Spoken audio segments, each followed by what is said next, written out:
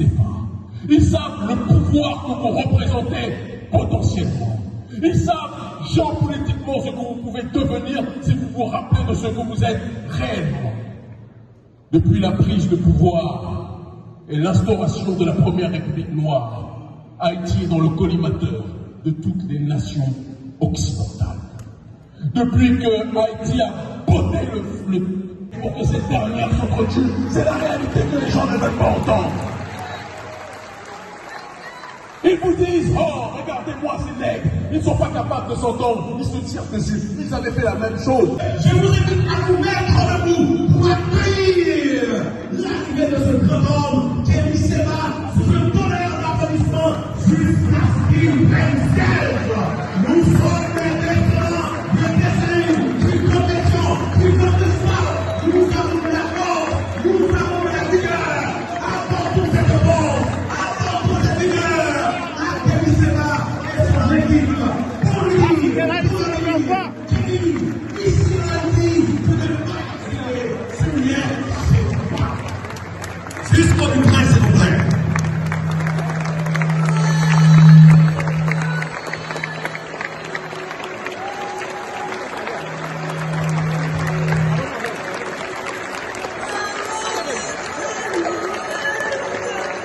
Kémy Séba mène un combat difficile.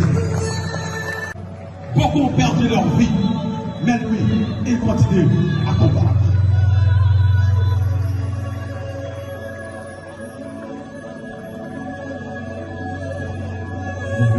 Vous pouvez gagner votre place.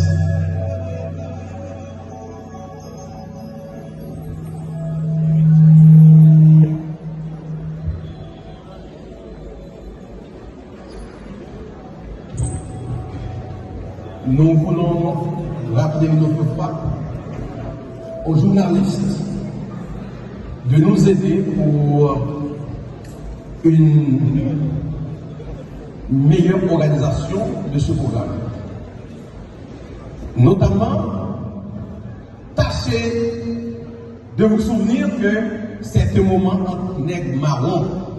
Donc, un moment entre nègres marrons ne peut pas être diffusé en temps réel.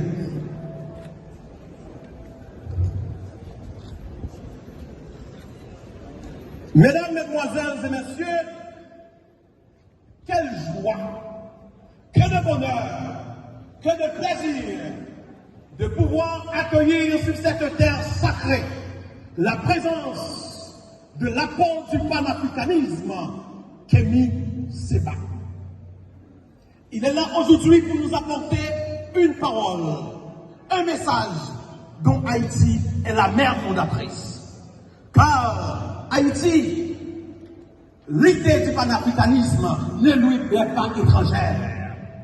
Haïti est la mère fondatrice de cette idée. Lorsqu'en 1791, les États se sont réunis par la cérémonie de Ouakaïman pour dire « nous devons renouer à nos forces africaines », c'était le début de l'expression d'une forme de panafricanisme avant même la conférence. Lorsqu'en 1804, nous avons osé.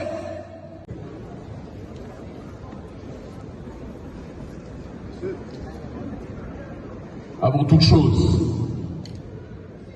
j'aimerais, avec la profondeur la plus grande, vous demander à chacun d'entre vous, chacune d'entre vous, qui êtes ici sur ce campus, étudiants, professeurs, journalistes, vous tous qui auriez pu tenter de partir, de quitter Haïti, quand on connaît les conditions extrêmement difficiles qui traversent le pays. Vous tous qui auriez pu prendre l'avion pour vous retrouver ailleurs, et on n'aurait pas eu à vous juger, parce que la situation que connaît notre peuple dans la diaspora, ou ici au pays, est toujours les plus difficile. Vous avez décidé de rester. Vous avez décidé d'endurer les difficultés. Et pour cela, pour cet exemple, pour cette résilience, pour cette dignité, je vous demande de vous applaudir avec la plus grande puissance et que toutes les caméras du monde entier puissent vous entendre plus fort encore, s'il vous plaît.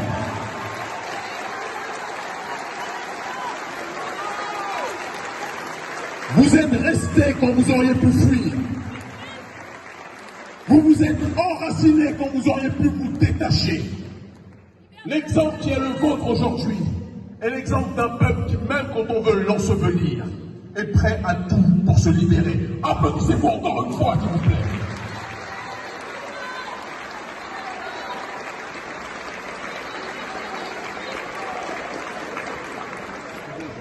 Je sais que je dis ça, mais si certains ont l'occasion, peut-être qu'ils prendront l'avion. Mais la réalité est la suivante. Quand un peuple subit autant de persécutions, un peuple subit autant de censure sur le terrain économique, sur le terrain politique, subit autant de déstabilisation, mais que ce peuple est encore debout, c'est que ce peuple-là, le jour où il réanimera la flamme de l'espérance, ce peuple deviendra un centre de gravité pour le monde noir dans sa globalité.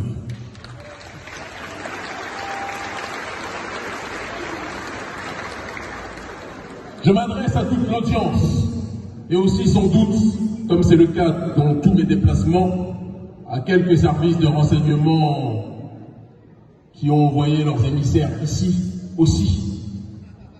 Parce qu'aux quatre coins du monde où je me situe, je sais qu'ils viennent nous monitorer, nous entendre, nous écouter, en se disant qu'est-ce que ce nègre vient répondre. Nous leur répondons que nous venons répondre l'espérance, le rappel, et surtout clarifier la situation par rapport à ce que vit notre population. Aux quatre coins du monde, lorsqu'il allume les informations à la télévision, j'entends les médias nous raconter que Haïti est le pays le plus pauvre du monde, ou l'un des plus pauvres, que Haïti est le pays où les gens se divisent gratuitement, que Haïti est le pays où les gangs font la loi avec des armes qui tombent du ciel, un peuple qui n'est pas prêt à pouvoir se libérer, un peuple qui n'est pas prêt à pouvoir se développer. Et je souris. Si ce pays était un pays si désespérant, on n'aurait pas dans ce pays le plus grand nombre d'ONG de la planète qui viennent occuper le terrain, qui viennent financer la population, pour essayer de calmer une révolution qui arrivera tôt ou tard à éclore. Si un peuple est un peuple pauvre, si un peuple est un peuple désespérant, vous n'auriez pas les ONG des pays prétendument les plus puissants de la planète qui viendraient coloniser ce territoire, comme c'est le cas. Ils vous disent qu'il n'y a rien à tirer d'Haïti, non, on n'y allait pas. Et puis dès que vous avez le dos tourné, ils prennent tous l'avion pour venir ici. Pourquoi? Ils savent ce que vous ne savez pas. Ils savent ce dont vous ne vous souvenez pas. Ils savent le pouvoir que vous représentez potentiellement. Ils savent géopolitiquement ce que vous pouvez devenir si vous vous rappelez de ce que vous êtes réellement. Depuis la prise de pouvoir et l'instauration de la première République noire, Haïti est dans le collimateur de toutes les nations occidentales.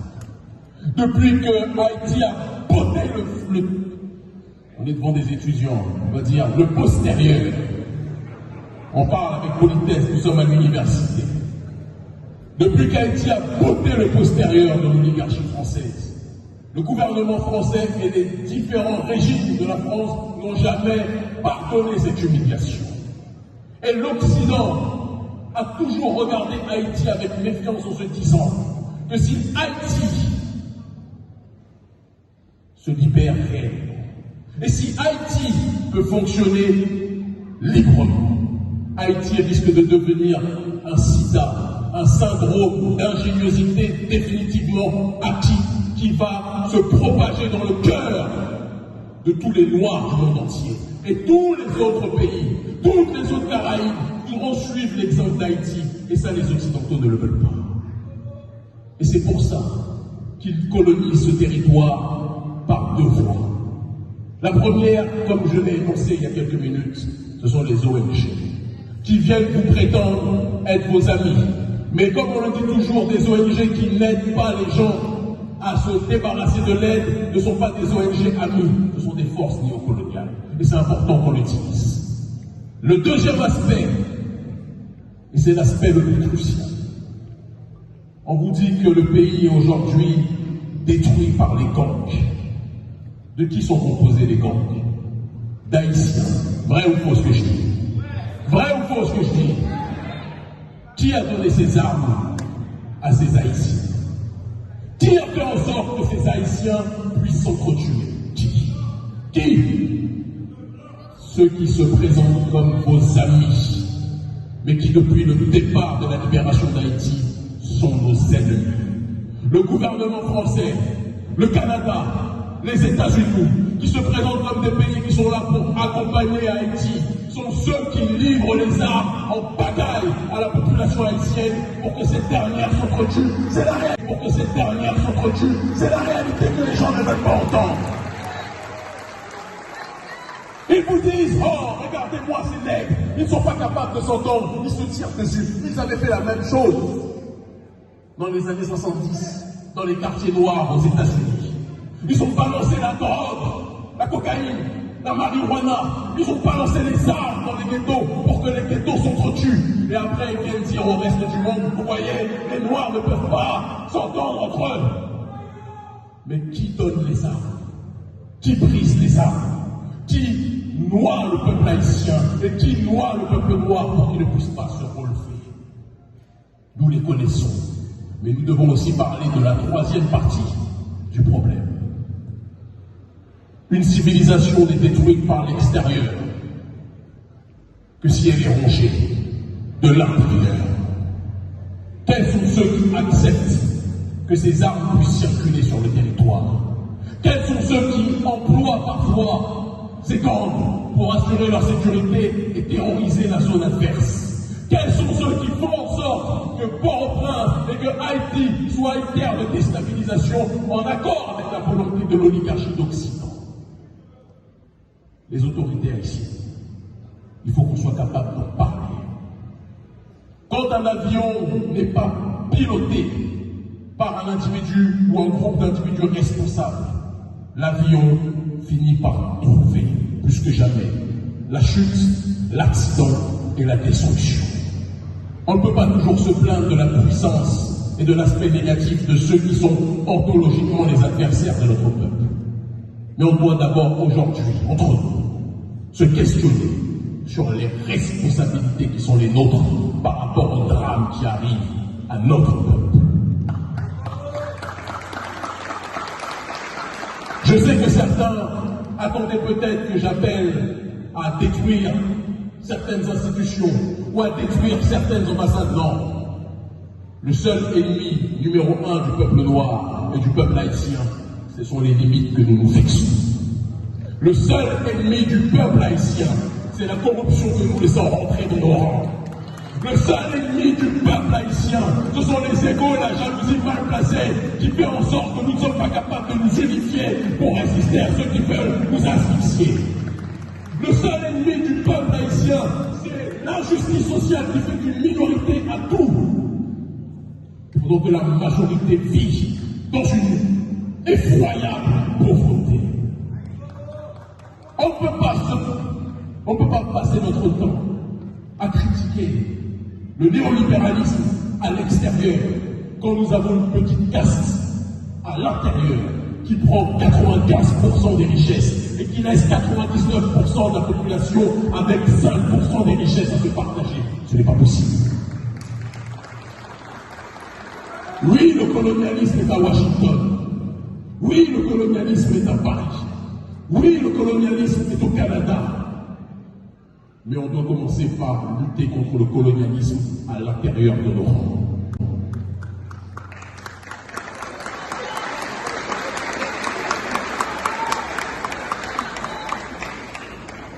Les dirigeants qui prennent leurs ordres de l'extérieur, qui acceptent d'être, comme le disait la Boétie, dans la souveraineté, la soumission volontaire, la servitude volontaire, sont des gens qui sont les adversaires numéro 1 du peuple haïtien. Et si nous ne prenons pas conscience que lorsque les élites ne font pas leur travail, le peuple doit le faire lui-même, nous ne serons pas capables de faire bouger les lignes pour que notre peuple puisse plus que jamais se libérer. Je vais vous parler, n'applaudissez pas encore, je n'ai pas commencé. Je vais vous parler d'une révolution qui a été initiée, de cela quelques années, 10 ans, on pourrait le dire même en réalité, en Afrique francophone, en Afrique de l'Ouest. Aujourd'hui, il est coutume pour toute personne noire dans le monde de parler des présidents de l'AES. Et je rends un hommage particulier au président auquel je suis le plus lié institutionnellement, le président du Niger, Abdourahmane Tiani. Je vous demande de l'applaudir très fortement, s'il vous plaît. Je rends hommage aussi à mon frère, le président du Burkina Faso, Ibrahim Traoré.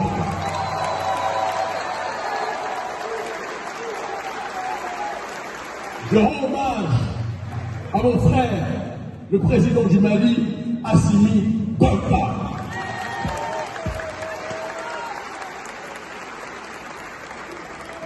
Mais je vais être obligé de rendre encore plus hommage à ceux qui sont responsables de l'émergence de ces dirigeants.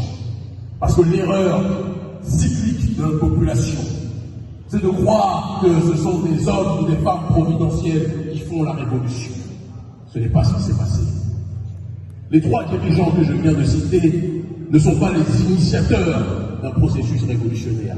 Ils sont le résultat d'une mobilisation de plusieurs années, des masses populaires de cette région qui ont décidé de prendre en charge leur destinée, qui ont décidé d'arrêter de subir la persécution, qui ont décidé d'arrêter de subir l'injustice sociale. Ils voyaient la corruption comme vous la voyez.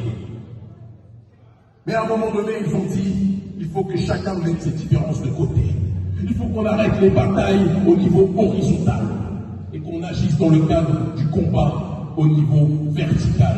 Unifier la base et se battre contre le sommet. Ils se sont mobilisés, nous les avons accompagnés, nous nous sommes au milieu d'eux en première ligne même, mobilisés. Nous avons réussi à bousculer les régimes marionnettes de l'Occident. Le président du Mali est tombé. Le président du Burkina Faso est tombé. Le président du Niger qui mettait, quand nous venions faire des manifestations contre la puissance néocoloniale au Niger, qui mettait des drones juste au-dessus de notre résidence, qui nous surveillaient, qui nous persécutaient, qui nous faisaient agresser par ces chiens.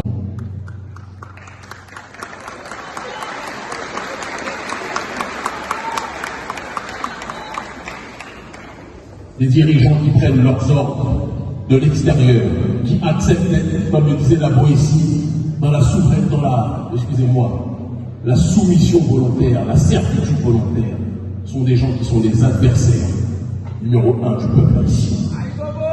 Et si nous ne prenons pas conscience que lorsque les élites ne font pas leur travail, le peuple doit le faire lui-même, nous ne serons pas capables de faire bouger les lignes pour que notre peuple puisse plus que jamais se libérer. Je vais vous parler, n'applaudissez pas encore, je n'ai pas commencé. Je vais vous parler d'une révolution qui a été initiée, de cela quelques années, 10 ans, on pourrait le dire même en réalité, en Afrique francophone, en Afrique de l'Ouest. Aujourd'hui, il est coutume pour toute personne noire dans le monde de parler des présidents de l'AES. Je rends un hommage particulier au président auquel je suis le plus lié institutionnellement, le président du Niger, Abdourahmane Tiani. Je vous demande de l'applaudir très fortement, s'il vous plaît. Je rends hommage aussi à mon frère, le président du Burkina Faso, Ibrahim Traoré.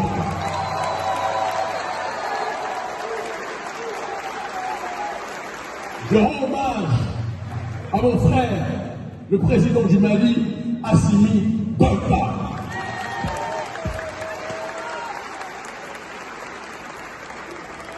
Mais je vais être obligé de rendre encore plus hommage à ceux qui sont responsables de l'émergence de ces dirigeants. Parce que l'erreur cyclique de notre population, c'est de croire que ce sont des hommes ou des femmes providentielles qui font la révolution. Ce n'est pas ce qui s'est passé. Les trois dirigeants que je viens de citer ne sont pas les initiateurs d'un processus révolutionnaire. Ils sont le résultat d'une mobilisation de plusieurs années, des masses populaires de cette région qui ont décidé de prendre en charge leur destinée, qui ont décidé d'arrêter de subir la persécution, qui ont décidé d'arrêter de subir l'injustice sociale. Ils voyaient la corruption comme vous la voyez. Mais à un moment donné, ils ont dit, il faut que chacun mette ses différences de côté. Il faut qu'on arrête les batailles au niveau horizontal et qu'on agisse dans le cadre du combat au niveau vertical. Unifier la base et se battre contre le sommet. Ils se sont mobilisés, nous les avons accompagnés, nous nous sommes au milieu d'eux en première ligne même, mobilisés. Nous avons réussi à bousculer les régimes marionnettes de l'Occident. Le président du Mali est tombé. Le président du Burkina Faso est tombé. Le président du Niger qui mettait, quand nous venions faire des manifestations contre la puissance néocoloniale au Niger, qui mettait des drones juste au-dessus de notre résidence, qui nous surveillait, qui nous persécutait, qui nous faisait agresser par ces chiens à chuter. Parce que le peuple a décidé de croire en lui-même. Qu'est-ce qui fait la différence aujourd'hui entre le peuple sahel et le peuple haïtien? Le peuple haïtien est à la base de la révolution du Sahel. La révolution haïtienne est la matrice du combat qui se déroule aujourd'hui au Sahel. Et les gens ne le savent pas, ne le disent pas assez.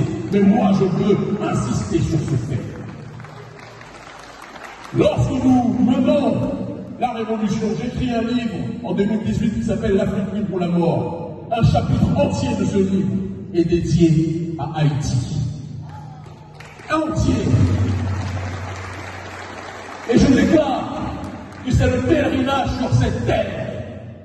Le fait d'être en adéquation avec le peuple ici présent, de me revitaliser en voyant les conditions de ma population et la résilience de notre peuple. En me rappelant comment Dessalines, comment Félicité, comment Boukman Titi et tous ceux qui ont fait la révolution se sont organisés. Comment ils ont réussi à mettre sur pied un système de résistance qui a bousculé l'Occident. Et c'est ce qui fait que nous initions la campagne contre le franc CFA.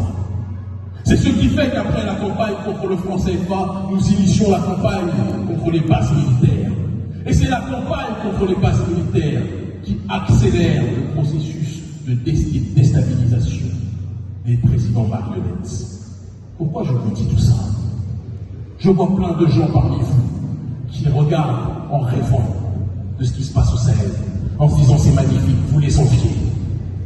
Il est temps d'arrêter d'admirer ce qui se fait loin et de réaliser que ce qui se fait loin, vous pouvez le faire encore plus ici.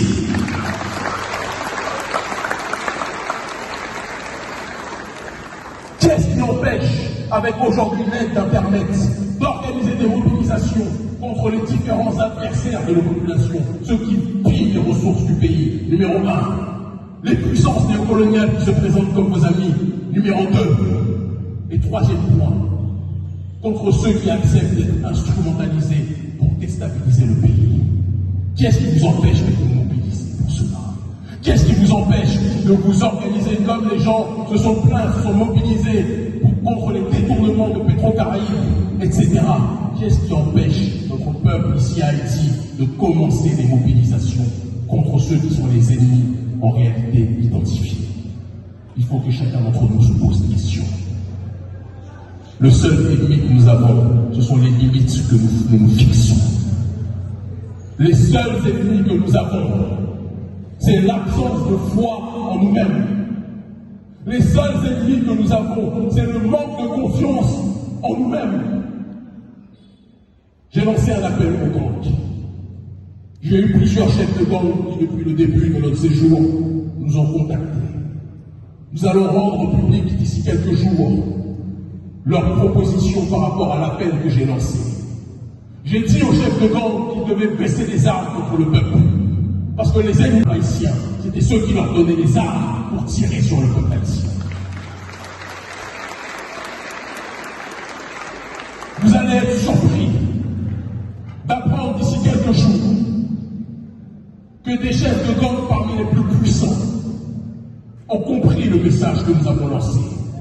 et sont prêts à cesser de pointer les armes sur le peuple et de s'organiser comme une force citoyenne pour résister contre le système néocolonial.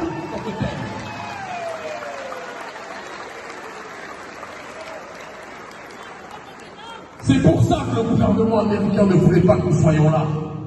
C'est pour ça que le gouvernement français ne voulait pas que nous soyons là. Parce qu'ils veulent faire croire au peuple noir que l'ennemi du noir, c'est le noir en tant que tel. Mais quand le noir finit par comprendre que celui qui est en face de lui est son frère, quand il finit par comprendre que la scène qui est en face de lui, ce n'est pas une personne à attaquer, à agresser, à violer, mais une sœur et une femme à protéger, la dynamique finit par changer. Si le prolétariat haïtien et le gang et les gangs comprennent qu'ils ont un ennemi en commun, comment pensez-vous que ceux qui sont en train d'occuper le pays, comment pensez-vous que ceux qui sont en train de coloniser les esprits vont fonctionner? Ils vont tous faire leur valise et ils vont rentrer à Washington, à Paris, au Canada et ailleurs, parce qu'ils sauront qu'ils sont identifiés comme les forces déstabilisatrices du pays.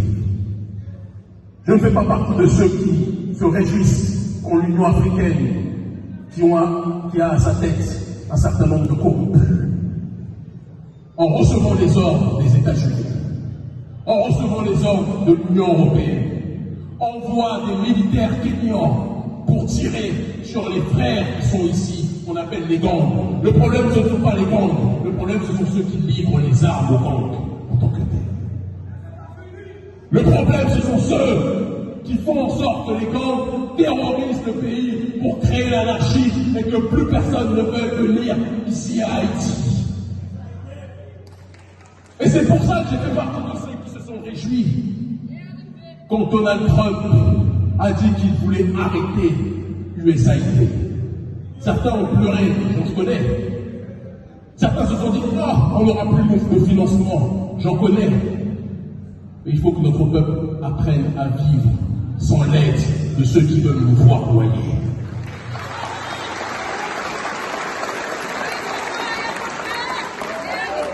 C'est lorsque, et c'est vous, peuple haïtien, qui vous avez montré l'exemple au niveau mondial.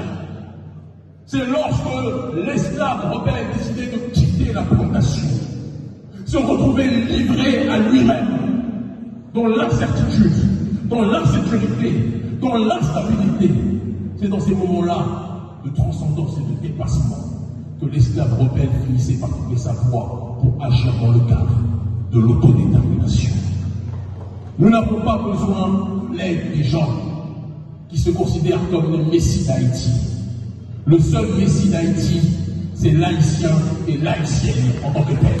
Esclaves rebelles, de différentes ethnies, de différentes approches spirituelles. Ils ont décidé de mettre leurs désaccords de côté. Ils ont décidé de mettre leurs égos de côté. Ils ont versé leur sang. Et ils ont fait vœu commun de transcendance pour libérer leur population. Cet exemple-là a créé le panafricanisme. Cet exemple-là est la matrice politique, idéologique, culturelle du panafricanisme qui signifie l'unité des diverses formes d'africanité dans le but d'obtenir une collective souveraineté. Il n'y aurait pas de révolution haïtienne à travers cette cérémonie du Wakaïman, il n'y aurait pas eu la révolution panafricaniste. Il n'y aurait pas eu de Marcus Garvey, il n'y aurait pas eu de Malcolm X, il n'y aurait pas eu de Kwame Nkrumah, il n'y aurait pas eu de Thomas Sankara, il n'y aurait pas d'Ibrahim Traoré aujourd'hui, s'il n'y avait pas la démarche de révolution haïtienne en tant que telle. Mais comment pouvez-vous inspirer le reste de l'humanité noire et ne pas comprendre que si vous êtes les inspirateurs, vous devez réactiver cette pensée en vous-même? Vous n'avez même pas besoin de Kémy Séba. Vous n'avez même pas besoin d'urgence panafricaniste. C'est nous qui avons besoin de vous. C'est le monde noir qui a besoin d'Haïti. C'est le monde noir qui a besoin de votre réveil. C'est le monde noir qui a besoin de votre résurrection. C'est le monde noir qui a besoin que vous remettiez plus que jamais. Donc, le courage et la flamme qui a plus que jamais au commencement ravivé des espérances. Haïti est à une croisée des chemins. Vous pouvez soit aller vers la destruction définitive, ou aller vers la résurrection ultime, qui pourra être un outil géopolitique fondamental pour le reste de l'humanité. Haïti est, géographiquement parlant, un pays qui est un problème pour l'oligarchie d'Occident. Vous êtes à proximité des États-Unis, à quelques heures de Miami. Le gouvernement américain sait que s'il y a une démarche révolutionnaire ici, il va se retrouver avec une situation bien pire qu'à l'époque de Cuba, du Grand Cuba, lorsqu'ils étaient à proximité du territoire américain et qu'ils étaient dans une dynamique géopolitique autre. Vous vous plaignez, vous souffrez, il y a la précarité, il y a l'injustice sociale, il y a l'insécurité, c'est une réalité. Mais vous avez en vous-même, en vous tous, les clés de votre survie. En vous-même, en vous tous, les clés de votre libération. En vous-même, en vous tous, les solutions pour aller vers la voie de l'autodétermination. Mais il faut que vous soyez prêts à vous engager. Il faut que vous soyez prêts à chercher autre chose que le profit individuel.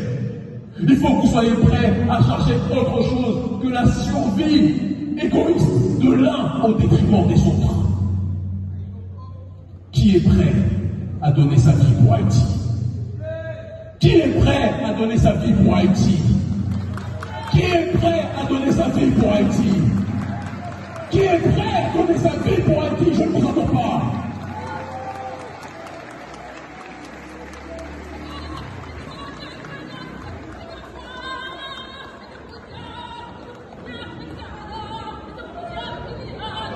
Nous avons dépensé plus de 30 000 $ pour venir ici. Des gens nous ont invités verbalement. Mais notre délégation a tout payé de ses poches pour venir nous voir depuis l'Éthiopie jusqu'ici. Et vous savez pourquoi? Même dans nos familles nous disaient, mais pourquoi vous prenez une grande partie de vos économies pour aller à Haïti? Et nous leur avons répondu, parce que si le cœur du panafricanisme ne respire pas, le corps mourra.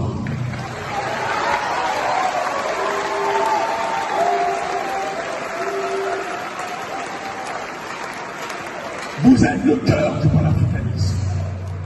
Vous êtes le cœur de la révolution. Quand je vois les images à la télévision de notre peuple meurtri, de certains assassinés, de certains violés, je ne fais pas partie de ceux qui se disent « Ah, c'est une autre partie des Noirs, ça ne me regarde pas. » Si Haïti est à terre, nous sommes tous à terre dans le monde en tant que tel. Si Haïti est à terre, aucun Noir sur cette terre ne sera respecté. Parce que vous avez ouvert la voie pour que nous puissions marcher.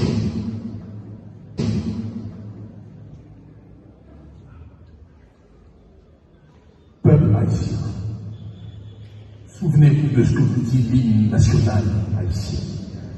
Souvenez-vous de ce que vous dit la Dessalinière. Souvenez-vous des sacrifices qu'ils ont été prêts à faire pour aller vers la voie de la libération. Et souvenez-vous que la situation actuelle que nous vivons n'est pas qu'une situation matérielle.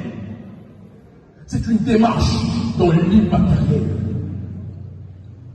La maçonnerie internationale et les réseaux occultes occidentaux ont tout fait pour plonger sous hypnose le peuple haïtien. Ils ont tout fait pour vous pousser à avoir honte de vous-même, avoir honte de votre drapeau, avoir honte de votre histoire. Vous allez partout dans le monde chercher des nationalités d'autres pays, alors que ces autres pays savent la puissance que représente Haïti. Cessez de vouloir être étranger à vous. Cessez d'être dans cette démarche de l'aliénation. Comprenez que où que vous alliez, où qu'un lion veuille voyager, un lion dans une mer ne sera jamais un poisson. Un lion dans la mare au cochon ne deviendra pas un cochon. Un Haïtien en Occident ou ailleurs restera toujours haïtien.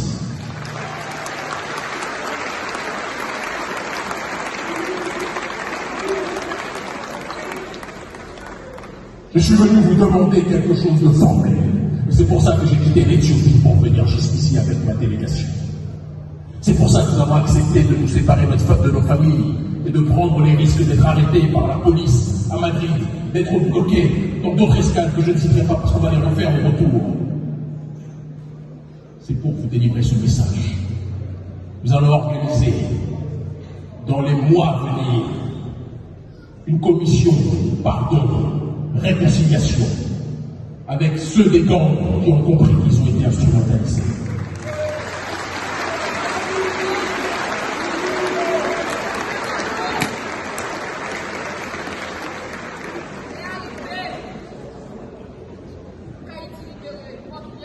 Parce que sans pardon, sans demande de pardon, sans volonté d'exprimer l'amour véritable entre nous, sans nécessité de baisser les armes, Haïti ne se relèvera pas. Et après cette commission, pardon, réconciliation, excuse, pardon, réconciliation, le peuple haïtien, gang et population va se réunir pour être une seule force qui va s'adresser à ceux qui ont nourri la division.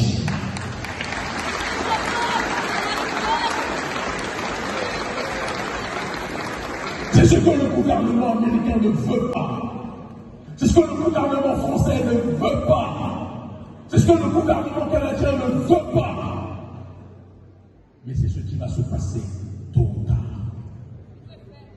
Si les gangs cessent d'être des assassins et deviennent des forces de sécurité qui marchent aux côtés du peuple dans le cadre de grandes mobilisations pour dénoncer les forces exogènes qui veulent déstabiliser Haïti, Haïti va devenir l'épicentre de la révolution du peuple noir. Et je le dis avec simplicité.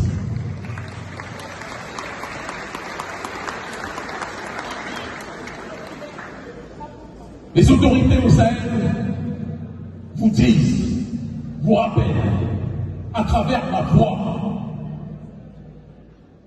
que le combat qui est mené là-bas n'est qu'une partie du match, c'est la première mi-temps. Mais la deuxième mi-temps de ce match dans la révolution noire mondiale, c'est le peuple d'Haïti qui doit l'accomplir plus que jamais. La deuxième mi-temps pour aller jusqu'à la victoire ultime et définitive, c'est vous qui devez la mener plus que jamais. Et pour cela, il faudra unifier les différentes parties de notre peuple. Pour cela, il faudra être dans une démarche d'oublier, de taire les rancœurs, de taire la rancune, de taire la jalousie, de pardonner si demande de pardon il y a. Que ceux qui ne veulent pas pardonner comprennent que c'est leur droit. Que ceux qui ne veulent pas s'excuser comprennent que s'ils ne s'excusent pas, ils seront condamnés dans le regard de l'histoire.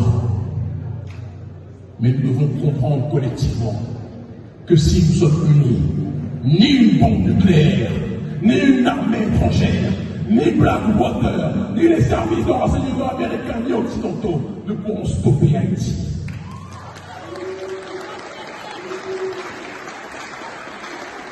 L'espace déséquilibré de Donald Trump, qui disait que les Haïtiens mangent des corps humains aux États-Unis, il est tellement traumatisé par Haïti,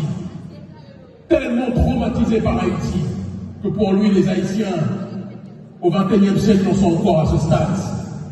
Mais en fait, il a le souvenir de ce qu'a été, excusez-moi, la correction, compris les troupes françaises et occidentales au départ avec Haïti. Et il se dit que s'il ne stigmatise pas les Haïtiens partout où ils sont, imprègnent la société, inspirent la société, donnent le rythme aux sociétés. Et donc il faut toujours continuellement être dans une démarche de les diaboliser. Mais vous savez pourquoi vous êtes stigmatisé. Vous-même, vous savez pourquoi vous êtes marginalisé. Et on dit toujours que c'est l'exclusion d'un homme par l'autre, ou d'un peuple par l'autre, qui donne envie au peuple exclu de se constituer sa propre puissance. Constituons-nous notre propre puissance, peuple d'Haïti. Rappelons-nous la puissance que nous constituons lorsque nous sommes unis. Rappelons-nous la puissance lorsque les jeunes écoutent les vieux, lorsque les vieux respectent les jeunes. Rappelons-nous la puissance dont l'homme noir donne la fierté à la femme noire et que la femme noire est fierté à la femme noire et que la femme noire est dans une démarche de donner la bonne direction à partir de son cœur à l'homme noir. Rappelons-nous ce que c'est que la logique du partage, quand vous avez un peu, que vous êtes dans une démarche de pouvoir donner à celui qui a moins. Rappelons-nous ces valeurs qui font du peuple haïtien un peuple unique sur cette terre. Rappelons-nous que ces valeurs sont les points cardinaux qui donneront lieu à la résurrection de notre population. Et rappelons-nous que si nous marchons dans la même direction, aucun pays sur cette terre, je dis bien aucun pays, ne pourra freiner, stopper le chemin pris par Haïti.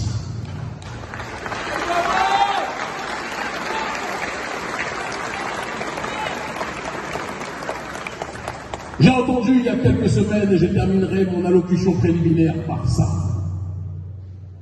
le président Emmanuel Macron, lorsqu'on lui parlait de la dette d'Haïti, Emmanuel a commencé à tortiller des fesses un petit peu, à douter, à dire il faut qu'on fasse peut-être une commission d'enquête pour voir ce qu'il en est au sujet de la dette. Est-ce que vous pensez que la France se comporte comme ça avec les populations juives? Je ne vous entends pas. Est-ce que la France se comporte comme ça avec les populations juives? Est-ce que l'Occident se comporte comme ça avec les populations juives? Même les États-Unis qui n'ont pas participé à la Shoah, est-ce que vous pensez qu'ils se comportent comme ça avec les populations juives?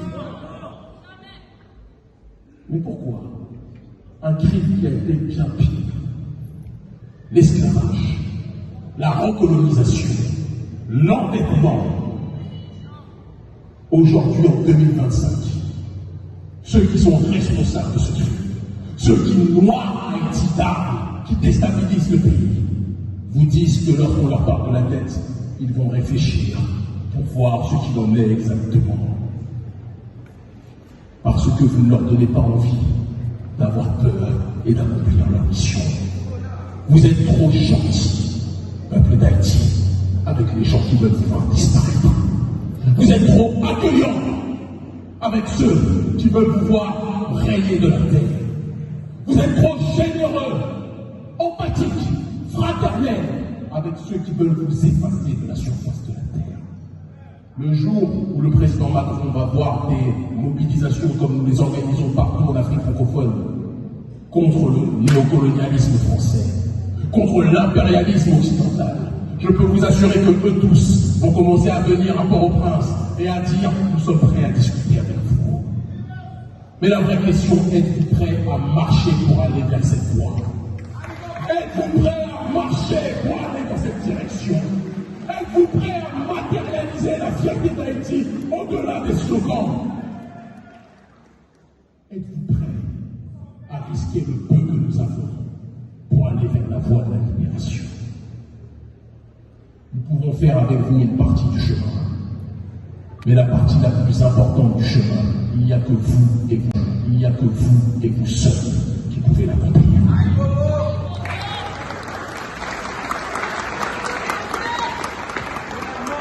Je ne suis pas venu vous caresser dans le sens du poil aujourd'hui.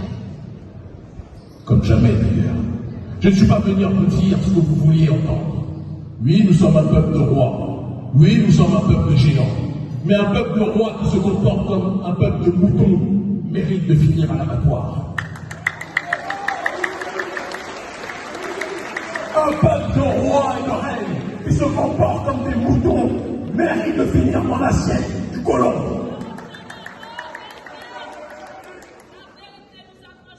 Êtes-vous roi ou êtes-vous mouton? Êtes-vous roi, êtes-vous lion ou êtes-vous des moutons? Êtes-vous des lions ou êtes-vous des moutons? Alors je vous le demande solennellement. Je vous le demande radicalement. Préparez-vous et préparons-nous à organiser sur tout le territoire des mobilisations pour demander des comptes à ceux qui ont été Haïti. Êtes-vous prêts? Êtes-vous prêts? Êtes-vous prêts à vous mobiliser pour demander des comptes à ceux qui ont pillé Haïti? Êtes-vous prêts pour demander des comptes à toutes les nations occidentales qui ont versé les armes pour que Haïti soit déchirée? Êtes-vous prêts à demander des comptes à ceux qui se présentent comme vos amis alors qu'ils ne sont là que pour vous coloniser? Êtes-vous prêts? Haïti n'a pas d'ennemi. Le seul véritable ennemi d'Haïti, c'est son inertie.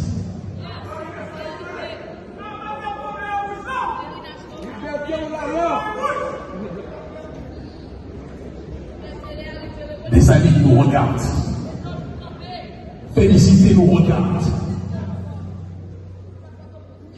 Cécile Fatouma nous regarde. Boukman Duty nous regarde. Tout ça nous regarde. Et ils ne comprennent pas pourquoi les fils et filles du peuple noir le plus révolutionnaire de l'histoire attendent avant de réagir.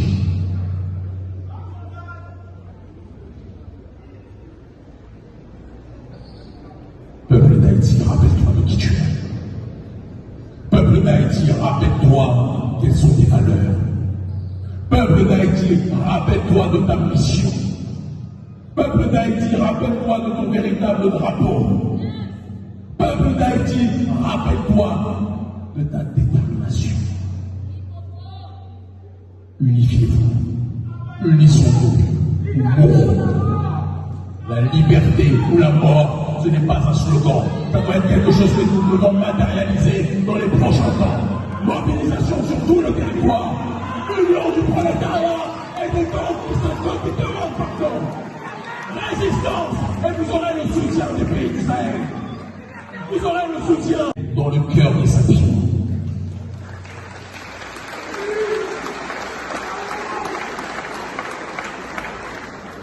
Une amie journaliste m'a appelé avant-hier et m'a dit qu'Émi, avec ta déclaration et ta proposition que les gangs déposent des armes contre le peuple et réorientent leur énergie contre l'impérialisme, tu es encore plus ciblé par les États-Unis. Et je leur ai dit, être ciblé par la nation la plus criminelle de l'histoire, c'est comme si j'étais footballeur et que j'avais un ballon d'or. C'est une bénédiction. La liberté ou la mort, nous vaincrons. Merci infiniment.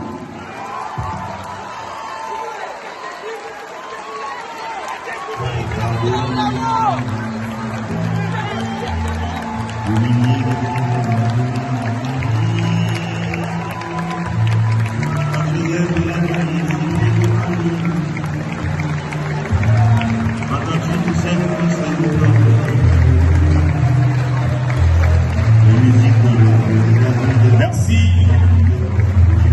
Merci beaucoup. Je vous invite justement de continuer à applaudir très chaudement, mesdames et messieurs, la prestation, le sermon, le message qui réveille la conscience de cette nation. Vive la révolution haïtienne! Merci beaucoup. Vive la révolution Mesdames et haïtienne! messieurs, le message était clair. Vive la révolution haïtienne! À bas l'impérialisme! Merci, vous pouvez vous rasseoir puisque on n'est pas encore terminé. Alors, au nom de la communauté des étudiants, en particulier les étudiants bloc historique, qui défendent toujours la cause des opprimés, la cause des marginalisés. Alors aujourd'hui, on vous remet ce tableau, mais le respect de ce tableau, je dois m'exprimer en créole, parce que créole voulait dire liberté. Donc, on ne va pas faire quelque chose simplement pour le créole. Donc, c'est pour ça.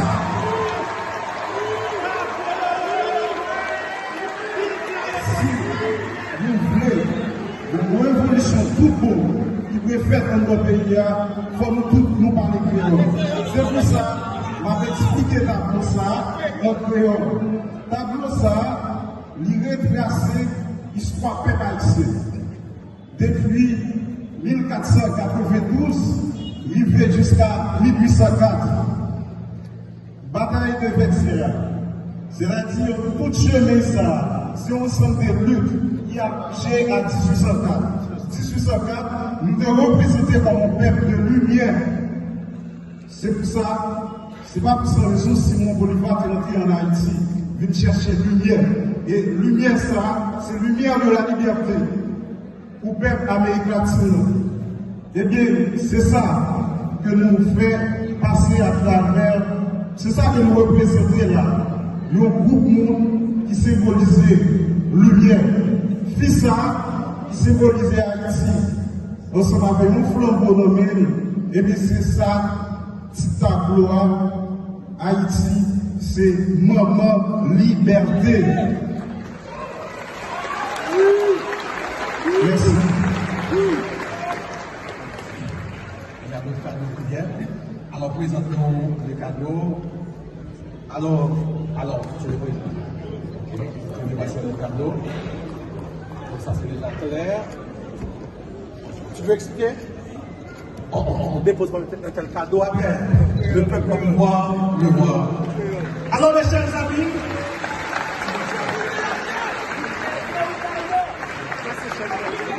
bonsoir tout le monde.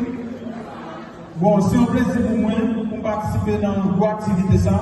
Parce que normalement, et peuple noir, si on doit peuple, et si on peuple comme si, va résister face aux oppresseurs, face à la subi. Et c'est dans ce sens que nous avons réalisé Mesa qui symbolise résistance, qui dit malgré tout ça que nous avons subi depuis, maintenant nous toujours à boumer, nous toujours avancer. Nous toujours continuer à résister. C'est dans ce sens que nous faisons meilleur. Côté qui en chaîne, nous sommes capables de faire quelques noms qui dans chaîne, ça veut dire qu'il veut présenter. Et le réalisme est toujours pour nous. C'est dans ce sens que nous faisons ça, mais ça symbolise résistance. Merci. Merci, il y a un autre cadeau également. Attention. Le premier pour que les peuple puissent l'entendre. Honneur et mérite décerné à M. Kémy Séba pour sa solidarité envers Haïti et pour son combat continu contre les oppressions, les exploitations, les inégalités de toutes sortes et les ingérences étrangères que subissent l'Afrique et sa diaspora. Merci. Il y a un autre cadeau.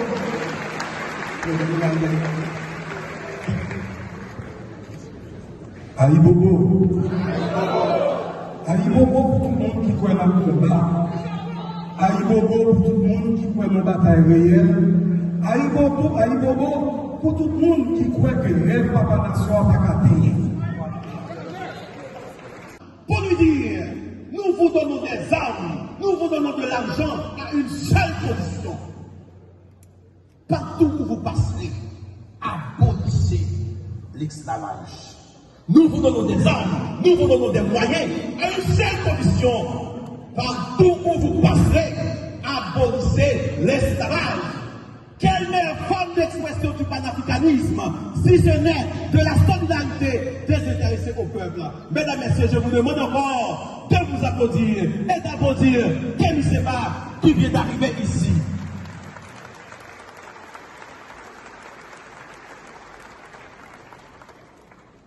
Cet événement combien important sera mené par un jeune tété de talent, William Zorilus, journaliste, juriste et MC professionnel. C'est lui qui aura à vous parler, à fixer les consignes pour le déroulement de cet événement. Alors, mesdames, mesdemoiselles et messieurs, je vous demande d'accueillir William Zorilus dans ses premiers mots.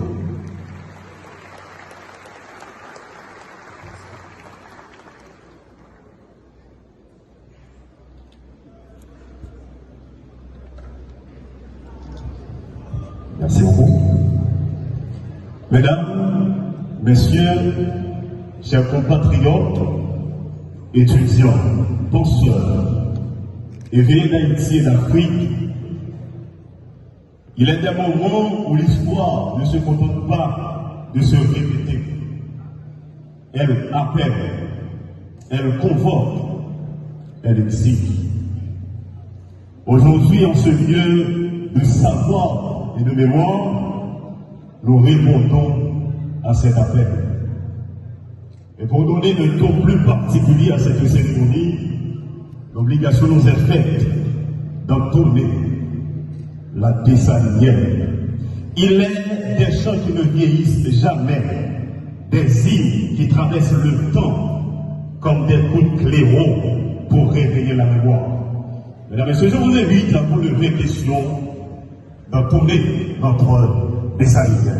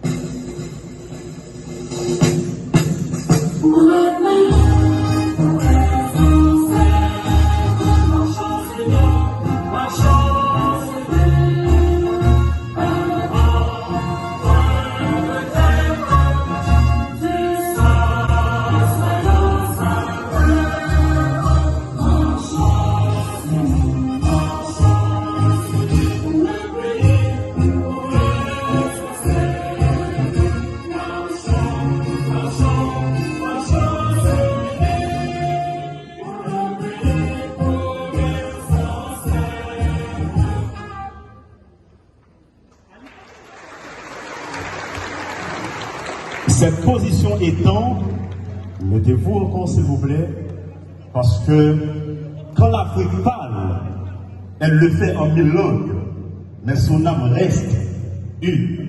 En hommage à un peuple frère, à une nation debout dans sa dignité, accueillons avec grandeur l'hymne national du Bénin appelé l'Aube Nouvelle.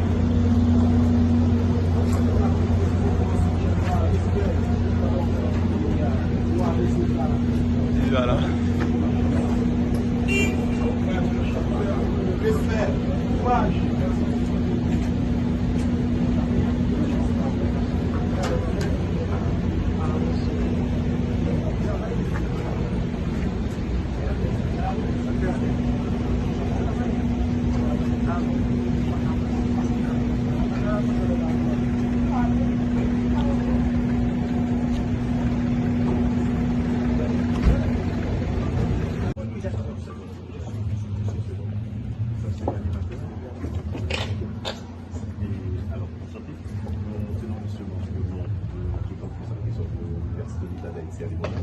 Nous tenons justement à vous souhaiter la plus cordiale bienvenue ici chez nous. C'est un plaisir, un honneur de vous accueillir ici avec votre chauffeur. Merci. Merci. Merci. D'accord. Donc on commence, la prise de parole commencera dans pas nécessaire de La Constitution est Le message est clair. la Constitution Quand la nation demande des comptes, vive le silence n'est plus une option. On doit passer à l'action.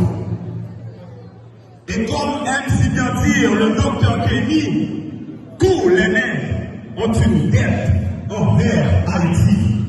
Même vous, l'haïtien, vous avez une dette envers Haïti. Mes chers amis, pour honorer le docteur Kenny, la communauté avait préparé un tableau en l'honneur de Kenny Seba, l'artiste Jules arrive, question d'honorer l'éminent, le docteur Kenny Seba. S'il vous plaît, sous vos applaudissements déjà.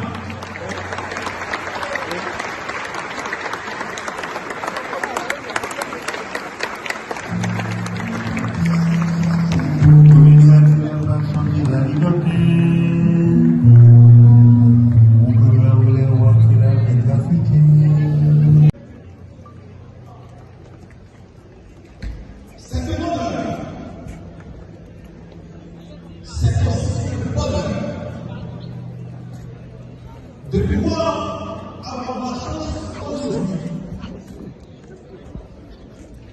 d'écouter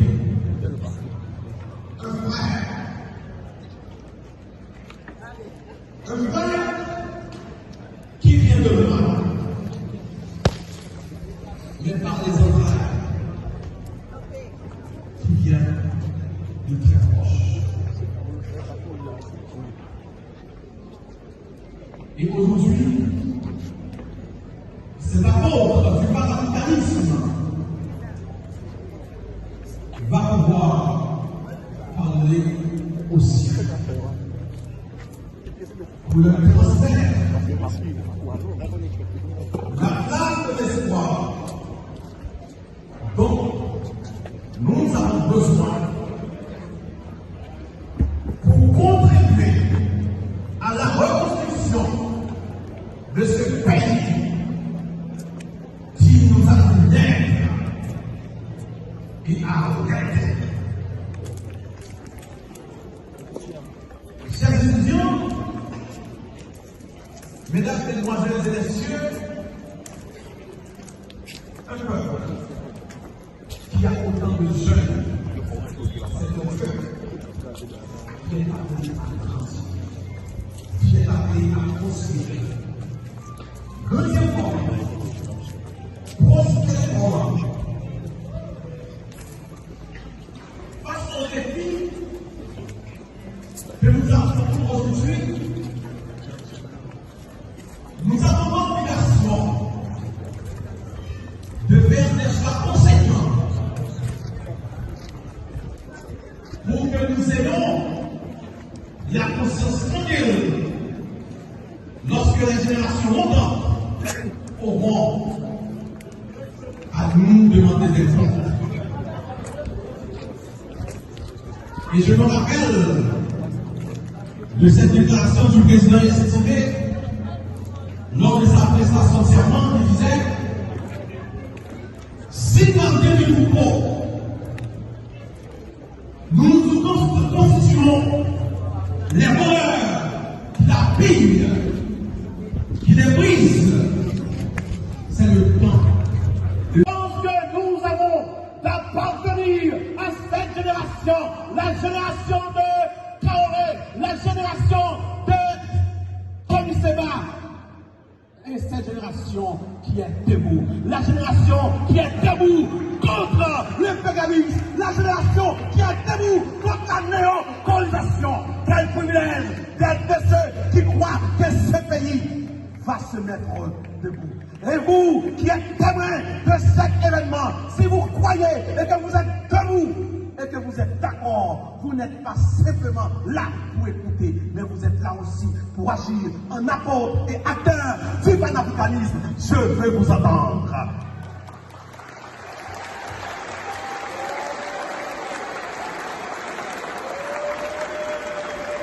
Mesdames, Mesdemoiselles et Messieurs, lorsqu'en 1804, nous avons conquis notre indépendance au prix du sang, ce n'était pas la fin de notre combat, mais au contraire, une nouvelle page allait s'ouvrir, où nos oppresseurs ont déposé l'occupation physique pour nous occuper mentalement.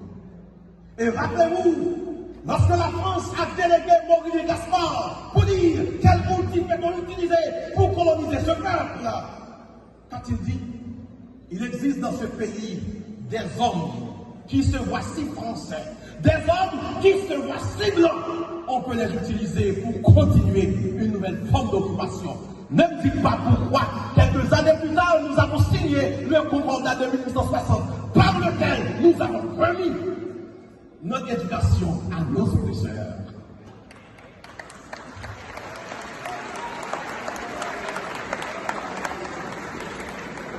Le premier combat de peuple parle de la connaissance de soi.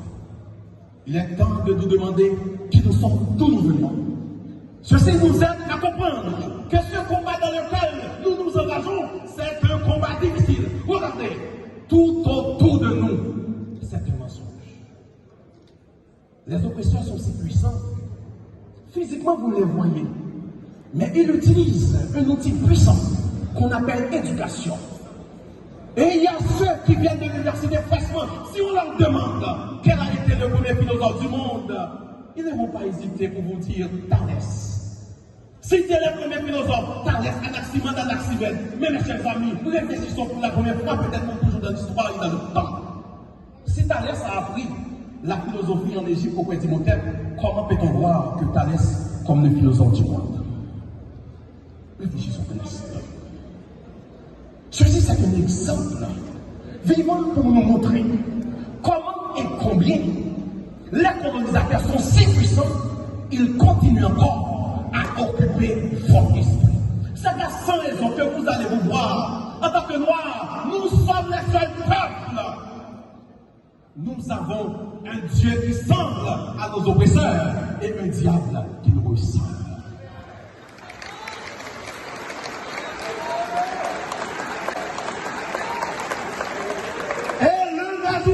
Mené par les oppresseurs, c'est ce qu'on appelle le déni d'identité. Et Jean-Paul Sartre, à travers, ainsi par la nôtre, a parlé de ce qu'on appelle le bovarisme collectif. L'haïtien, quand il arrive quelque part, il n'est pas fier d'être haïtien. Il est fier d'être canadien. Il est fier d'être américain. J'ai une double nationalité. Pour lui, être haïtien, c'est une honte. Et les impérialistes sont si forts, ils ont réussi à mettre en place un système pour mettre des dirigeants à la hauteur de leurs attentes. Comprenez bien, lorsque vos dirigeants sont agrandis par vos impérialistes, vous comprenez qu'ils ne sont pas de votre intérêt.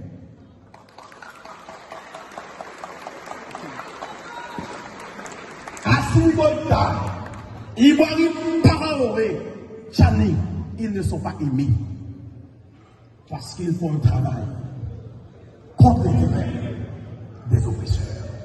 Et c'est de même, mes chers amis, vous devez réfléchir lorsque ce sont les oppresseurs qui décident qui vous dirigent. Et vous allez voir, ceux qui nous dirigent, ils n'ont pas été choisis parce qu'ils sont dans votre intérêt. Ils ont été choisis parce qu'ils sont capables d'obéir aux règles dictées par les oppresseurs. Et mon cher Kémy Séba, permets à ce que je te dise, dans ce pays, il y a des hommes qui ont été assassinés parce qu'ils ont refusé d'obéir aux Blancs.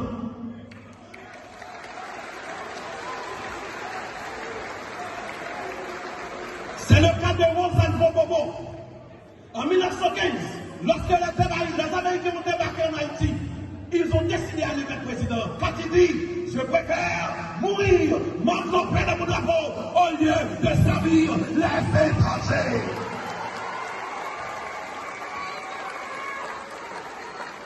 Et mon cher Kémy, cet après-midi, les jeunes universitaires sont heureux de vous accueillir parce que dans ce pays, on a besoin d'un peu d'espoir. On a besoin d'un peu de modèle. De loi étant du Bénin ou bien du Burkina Faso, du Niger, si vous observez. Et si je demande à ceux qui nous regardent dans les yeux, quelle est la dernière fois un acte a été posé par vos dirigeants dans votre intérêt? Réfléchissons un instant. Réfléchissons. Qui dernière fois, monsieur dame? Qui dernière fois, monsieur dame, pendant la vie là, nous dirigeons paysans, démonstration qui fait nous plaisir, n'a intérêt de nous. Alors, qu'attendez-vous pour monter à bord? Pour dire, nous savons que le combat que nous menons est un combat difficile. Nous savons que nous risquons de perdre nos vies. Mais nous sommes sûrs, lorsque le moment sera venu, lorsque nous accueillons les générations montantes, nous leur disons, ça n'a pas été facile. Nous avons vécu, nous avons combattu, et nous vous passons la flamme du combat. Mes chers amis, nous ne devons pas nous laisser asphyxier par ce que vit le pays, par lequel tout le monde se sent comme si c'était un étranger d'Haïti. On rêve tous d'aller ailleurs pour une meilleure vie. Mais cette meilleure vie, mes chers amis, nous sommes des fous, comme dit Henri Etienne, fous qui fouaient, fous yaya. Si nous croyons que le nouvel haïtien dont nous avons besoin, c'est le blanc qui va le fabriquer pour nous, nous nous trompons. Si nous croyons que ceux qui placent le chef d'État, ceux qui dictent leurs lois, pour placer des ministres responsables, c'est de notre intérêt, nous nous trompons. Et aujourd'hui, mes chers amis, je veux que vous compreniez qu'Kémy Séba n'est pas un étranger, mais c'est un frère qui vient d'Afrique. Il a fait noir, comme nous tous, nous sommes des descendants du Bénin. Il va pouvoir prendre la parole ce soir pour nous pouvoir transmettre la flamme de l'espoir, la flamme du combat. Nous avons besoin de ce pays, une jeunesse combative. Nous avons besoin de ce pays, une jeunesse debout. Nous avons besoin de ce pays, une jeunesse en garde à vous. Alors mes chers amis, à partir de cet instant, lorsque Kémy Séba va prendre la parole, je veux que vous vous redéfinissiez. Trop souvent, pour définir le noir, il recourt à quelques séquelles de l'histoire des descendants d'esclavage. Mais non! Nous sommes des descendants du roi Christophe. Nous sommes des descendants de Pharaon. Nous ne sommes pas des descendants d'esclaves. Nous sommes des descendants de rois. Nous devons nous voir comme tels. Nous devons nous traiter comme tels. Et sur ce, vous allez entrer de vous pour accueillir Kémy Séba qui va nous entretenir. On y va, mesdames et messieurs. On y va.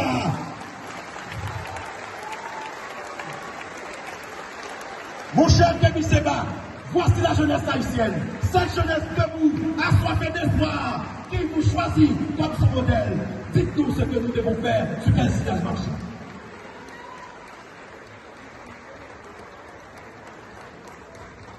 Vous pouvez tous vous asseoir.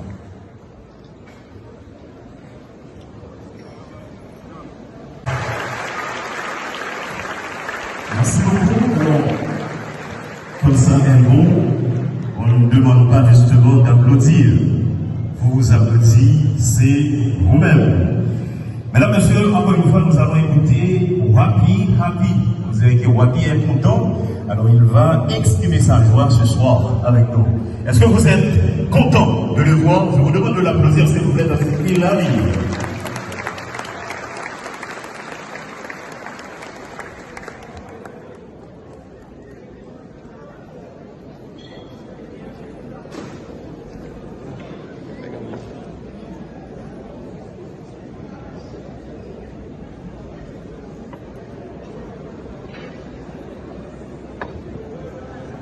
Haïti, bonjour. Attendez, on sort sur sa famille. Après ça, mal béni. Après ça, nous arrivons là pour dire bonjour, madame. Haïti, bonjour. Bon, nous ne savons pas contre qui est-ce qu'il a. Et n'est qui t'a joué pour nous à Paris. Nous avons dit colon, quittez-nous en repos.